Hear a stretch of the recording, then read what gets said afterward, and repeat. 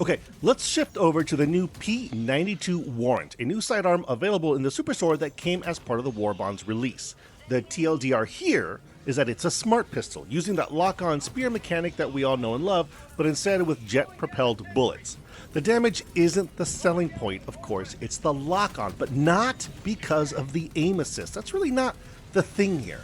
The fact that the weapon locks on to living enemies means that you have a great deal of efficiency when dropping foes, since the second they fall, the lock breaks and you can't shoot.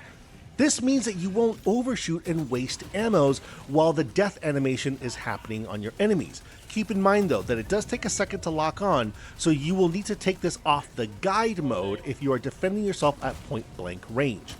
Moreover, it lets you accurately shoot through smoke and spore clouds, since the lock-on cuts through all that. One frustration with the weapon is that it won't lock onto alpha commanders. I mean, it's good that it doesn't lock onto enemies it can't damage, like chargers and stuff like that, but it can injure those freaks, and it just refuses to lock onto them. Alright, now for the GL52 de-escalator, which for me is the shining light of this Warbond. It's what the original grenade launcher should have been. As you'd expect, this thing is amazing at crowd control, letting you lay waste to hordes of chaff and even mid-tier enemies with relative ease.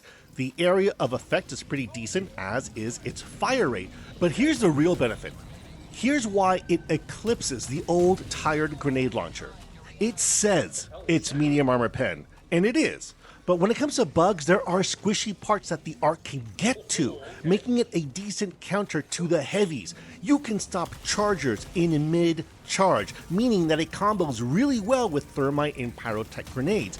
In addition, with a bit of aim and spam firing, you can finish off or even just solo Bile Titans. I mean, in my experience, it takes like 2 clean salvos. I've seen some people doing it less, sometimes it takes more, so it's a little bit random, but I have been having a blast dropping Bile Titan after Bile Titan with this thing. I'm having an easier time dropping those than I am with chargers.